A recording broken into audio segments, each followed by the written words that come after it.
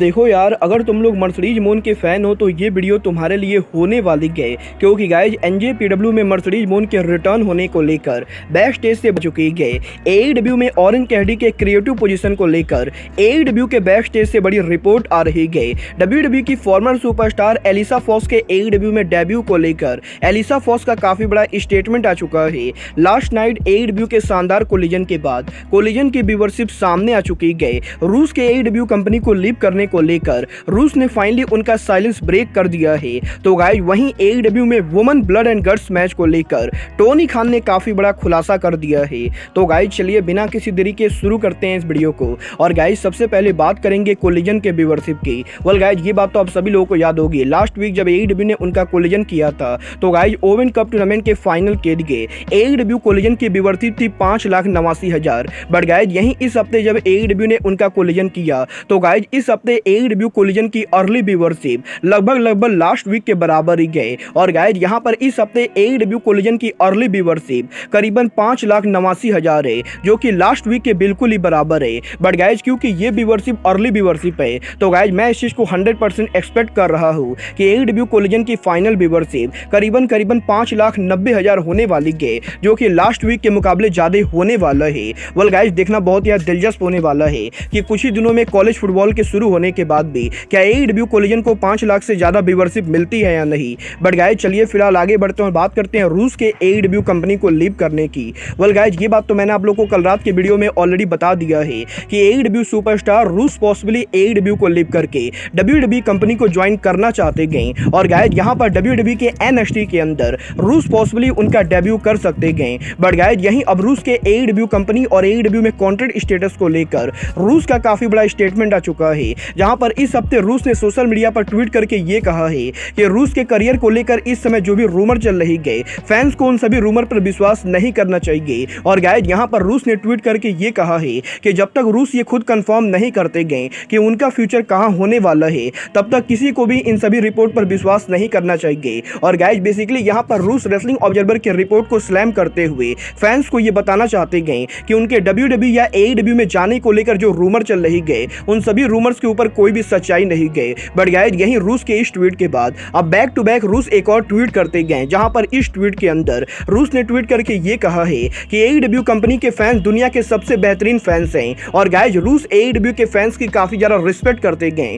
Well guys यहां पर रूस के इस वाले ट्वीट के सामने आने के बाद अब बहुत सारे लोग ये अंदाजा लगा रहे गए कि पॉसिबली सच में रूस एईडब्ल्यू को लीव करना चाहते गए। और गाइस रूस ने फैंस को अप्रिशिएट करने के लिए जो ट्वीट किया है, पॉसिबली इस ट्वीट के जरिए रूस एईडब्ल्यू के फैंस को यहां पर फेयरवेल दे रहे गए। वेल गाइस जब ये तो आने वाला टाइम बताएगा कि रूस एईडब्ल्यू और डब्ल्यूडब्ल्यूई में कहां आते गए। बट गाइस जहां तक बात रही एईडब्ल्यू की, तो गाइस ये बात तो हम सभी लोगों को मालूम है, एईडब्ल्यू के international champion orange Cassidy AEW के अंदर आर्गुएबली एईडब्ल्यू के लॉन्गेस्ट इंटरनेशनल चैंपियन है। और गाइस जब से कैसिडी ने एईडब्ल्यू में डेब्यू किया है, तब से टोनी खान लगातार ऑरेंज कैसिडी को पुश कर रहे गए। बट गाइस यहीं अब एईडब्ल्यू के बैक स्टेज के ऊपर ऑरेंज कैसिडी को काफी बड़ा क्रिएटिव पोजीशन मिल चुका है। वेल गाइस इस हफ्ते पीडब्ल्यूआई इनसाइडर ने इस चीज को कंफर्म किया है कि ऑरेंज कैसिडी एईडब्ल्यू के ऑन स्क्रीन पर रेसलर होने के साथ साथ अब एईडब्ल्यू के बैक स्टेज के ऊपर प्रोड्यूसर और एजेंट का काम कर रहे गए। और गाइस यहां पर कुछ दिन पहले एईडब्ल्यू के रैम्पेज शो के ऊपर Brian Cage, Big Bill versus Matt Sydal और ट्रेंट बरेटा का जो मैच हुआ था,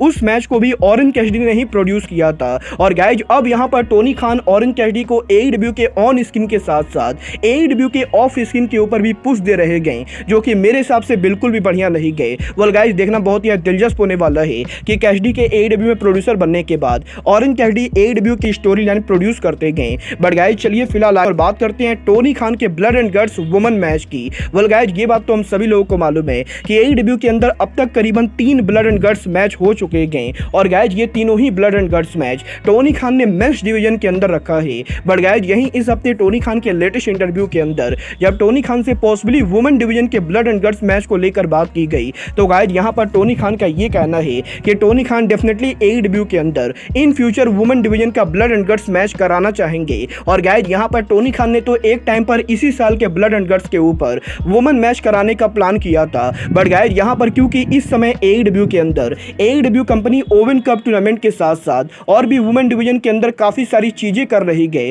तो गाइस इसीलिए एईडब्ल्यू के अंदर AEW company blood and guts के अंदर वुमेन रेसलर को ज्यादा नहीं ला पाई थी। और और गाइज यहाँ पर बेसिकली वुमेन डिवीजन के बाकी स्टोरी लाइन की वजह से टोनी खान को इस साल के ब्लड एंड गट्स के अंदर वुमेन डिवीजन का ब्लड एंड गट्स कराने का मौका नहीं मिला है। बट गाइज यहाँ पर टोनी खान ने इस चीज को प्रॉमिस किया है कि बहुत ही जल्द AEW के अंदर Tony Khan women division and guts produce करेंगे और गाइज पॉसिबली आगे चलकर अगले साल AEW के ब्लड एंड गट्स के ऊपर हमें वुमेन डिवीजन का ब्लड एंड गट्स मैच देखने को मिले। वेल गाइज आप लोग AEW के वुमेन डिवीजन के अंदर कौन कौन से रेसलर्स के बीच में ब्लड एंड गट्स मैच देखना चाहोगे, आप लोग मुझे कमेंट करके बताइए। बट गाइज चलिए फिलहाल आगे बढ़ते हैं और बात करते हैं WWE की फॉर्मर सुपरस्टार एलिसा फॉक्स की। वेल गाइज अगर आप लोग WWE के हार्डकोर फैन हो और आप लोग WWE को लंबे टाइम से फॉलो कर रहे हो तो गाइज आप लोगों को मालूम होगा एलिसा फॉक्स एक टाइम पर WWE के अंदर one of the most popular wrestler में से एक थी। बट गाइज कुछ साल पहले एलिसा फॉक्स के WWE को लीव करने के बाद अब फाइनली इस हफ्ते एलिसा फॉक्स के लेटेस्ट इंटरव्यू के अंदर एलिसा फॉक्स ने रेसलिंग में उनके रिटर्न को लेकर बात की गई, जहां पर इस बार एलिसा फॉक्स का ये कहना है कि अगर वो रेसलिंग पर उनका रिटर्न करती गई तो गाइज वो WWE में ना जाकर बल्कि AEW में आना चाहेंगी। और गाइज एलिसा फॉक्स AEW में आके AEW के अंदर आउटकास्ट को फेस करना चाहती गई। और गाइज यहां पर एलिसा फॉक्स का ये कहना है कि अगर टोनी खान एलिसा फॉक्स को AEW में लाने का ऑफर देते गए तो गाइज एलिसा फॉक्स AEW में आके सरैया रूबी सोहो और टोनी स्टोन को फेस करना चाहती गई। और गाइज एलिसा फॉक्स के इस इंटरव्यू के अंदर एलिसा फॉक्स ने इस चीज को बिल्कुल ही क्लियर कर दिया है कि वो AEW कंपनी को ज्वाइन करने के लिए पूरी तरह से ओपन है।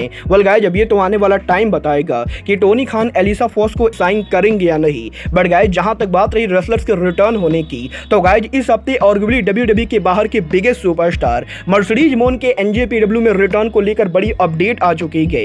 वेल गाइज इस हफ्ते रेसलिंग ऑब्जर्वर डेव मेल्जर ने इस चीज को कंफर्म किया है कि अभी मर्सिडीज मोन की इंजरी पूरी तरह से हील नहीं हुई गई। और गाइज यहां पर किसी को भी नहीं पता है कि मर्सिडीज मोन की ये इंजरी कितनी लंबी जाने वाली है। बट गाइज यहां पर रेसलिंग ऑब्जर्वर ये कंफर्म कर सकते गए कि मर्सिडीज मोन AEW के ऑल इन पर तो नहीं आने वाले गए, क्योंकि गाइज AEW के ऑल इन पेपर व्यू तक मर्सिडीज मोन पूरी तरह से ठीक नहीं होंगी और इसीलिए ऑल इन के ऊपर मर्सिडीज मोन उनका अपीयरेंस नहीं देंगी। बट गाइज जहां तक बात रही NJPW और स्टारडम में मर्सिडीज मोन के रिटर्न होने की तो गाइज मेल्जर ने इस चीज को कंफर्म किया है कि NJPW और स्टारडम ने ऑलरेडी मर्सिडीज मोन के रिटर्न स्टोरी लाइन को तैयार कर लिया है। और गाइज NJPW के करंट स्टोरी लाइन के हिसाब से मर्सिडीज मोन जब भी NJPW पर उनका रिटर्न करेंगी तो वो डायरेक्टली NJPW के स्ट्रॉन्ग वुमेन चैंपियन जूलिया को चैलेंज करने वाली गई। और गाइज जैसा कि हम सभी लोगों को मालूम है NJPW के इंडिपेंडेंस डे पेपर व्यू के ऊपर जूलिया अब विलो नाइटिंगेल को हराकर जब NJPW के स्ट्रॉन्ग वुमेन चैंपियन बन चुकी गई